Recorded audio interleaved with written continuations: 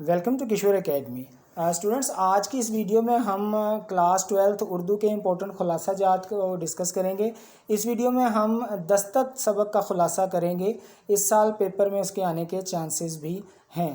اس کے علاوہ کشور academy YouTube channel پر class 9، 10 first year اور سیکنڈ ایئر کے امپورٹنٹ کویسچنس کی میں نے ویڈیوز بنا کے کشور اکیڈمی کی جو پلے لسٹ ہے اس میں رکھ دی، وہاں جا کے آپ کر سکتے ہیں۔ بہت ایزی اور سمپل ورڈنگ میں نے سارے کویسچنس کو پریپیئر کر کے رکھ دی ہے۔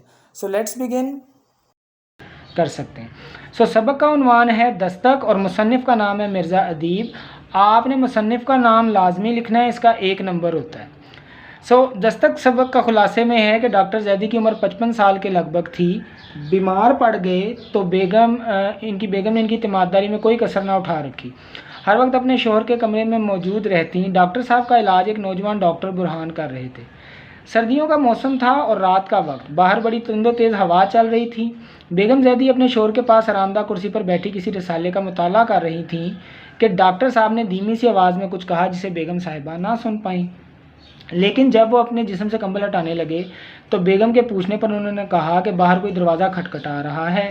بیگم نے جواب دیا کہ مجھے تو کوئی دستک سنائی نہیں دی۔ ڈاکٹر صاحب نے کہا اگر تم جانا نہیں چاہتی تو میں خود ہی چلا جاتا ہوں۔ بیگم صاحبہ نے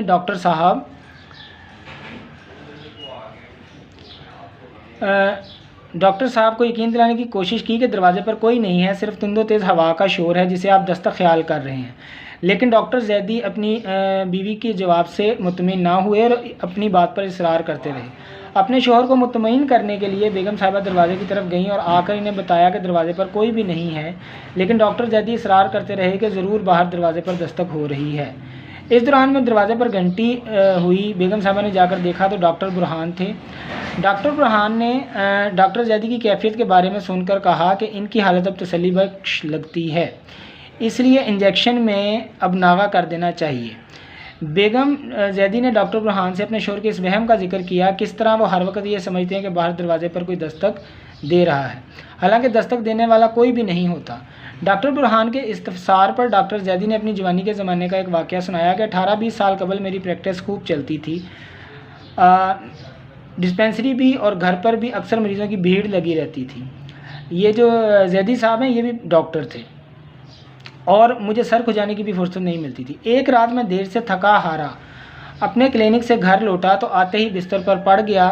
کچھ دیر بعد میرے نوکر نے آ کر مجھے بتایا کہ باہر کوئی بڑے میاں آئے ہیں اور مریض کو دکھانے کے لیے آپ کو گھر لے جانا چاہتے ہیں۔ ڈاکٹر زیدی نے اپنی بات جاری رکھتے ہوئے ڈاکٹر برہان کو بتایا کہ میں دن بھر کی تھکاوٹ سے چور تھا، گرم بستر چھوڑنا میرے لیے مشکل ہو رہا تھا، اس لیے میں نے اپنے نوکر سے کہا کہ وہ بوڑھے کو واپس بھیج دے، لیکن نوکر کے روکنے کے باوجود بوڑھا میرے کمرے میں آ گیا اور منت سماجت کرنے لگا۔ میرا بیٹا سخت بیمار ہے، اس سے پہلے بھی آپ کی دوا سے شفا ہوئی تھی، اس لیے مہربانی کر کے آپ اس سے چل کر دیکھ لیں، یعنی پہلے بھی آپ کی دوائی سے آرام آ گیا تھا، لیکن میں نے سختی سے انکار کر دیا اور میرے ملازم نے زبردستی اسے باہر نکال دیا، اس بوڑھے شخص کو۔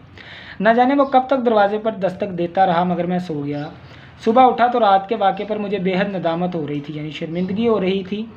میرا ضمیر بیدار ہو چکا تھا اور مجھے رات والے رویے پر لعنت ملامت کر رہا تھا۔ میں نے بوڑھے کو ڈھونڈنے کی بہت کوشش کی مگر اس کا کچھ پتہ نہ چل سکا۔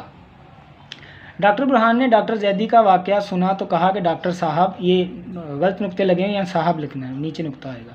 ڈاکٹر صاحب، یہ آپ کا ضمیر ہے جو اب کبھی کبھی آپ کے دروازے پر دستک دیتا رہتا ہے۔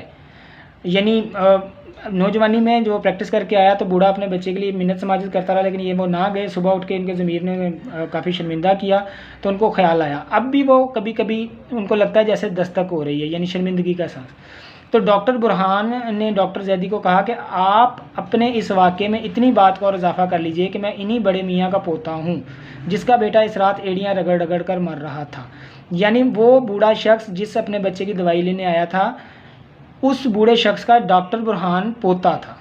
اب آپ کو اطمینان سے سو جانا چاہیے اور اب آپ کے دروازے پر دستک نہیں ہونی چاہیے۔ تو یہ ایک سبق آموز کہانی ہے کہ جب بھی کوئی مدد مانگے تو ہمیں اس کی مدد کرنی چاہیے۔